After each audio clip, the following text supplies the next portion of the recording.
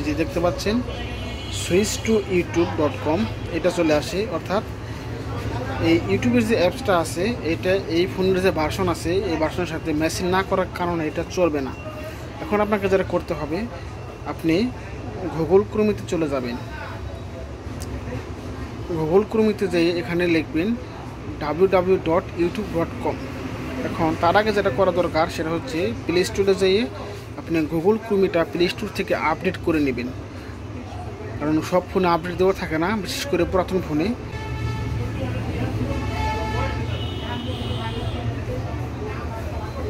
Google ক্রোমি just আপনি এটা update দিয়ে নেবেন গুগল ক্রোমি।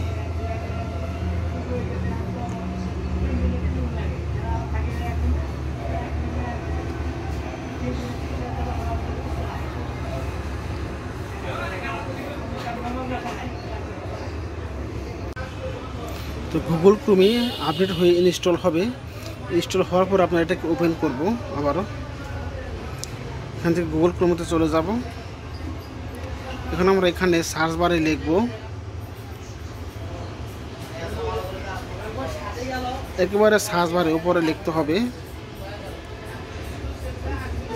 www.youtube.com। দেখতে পাচ্ছেন www.youtube.com, অর্থাৎ সম্পূর্ণটা লিখতে হবে। তারপর আমরা এখান থেকে সার্চ করব।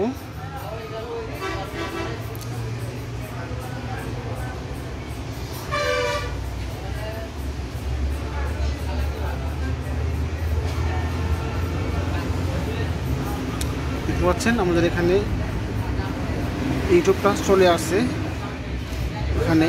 তারপর আমরা এখান থেকে এই যে দেখতে পাচ্ছেন এখানে থ্রি ডটে আসার পরে অ্যাড টু হোম এখানে প্রেস করে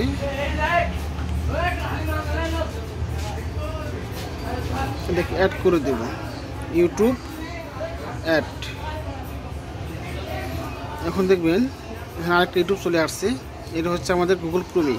অর্থাৎ আমরা যদি বারবার এখান থেকে সার্চ করি ইউটিউবে তাহলে কিন্তু লোডিংটা বেশি হবে এবং টাইম লাগবে গুগলে যাওয়ার পরে, গুগল ক্রোমিতে যাওয়ার পরে। তারপর আমরা এখানে অ্যাড করে দেবো। তারপরে আমরা এখান থেকে একটা টিভি করে সেগুলো ইউটিউবটা আপনারা দেখতে পারবো। দেখতে পাচ্ছেন। তো এই ছিল আজকের ভিডিওটি আপনাদের কেমন লাগলো অবশ্যই কমেন্ট করে জানাবেন। আসসালামু আলাইকুম।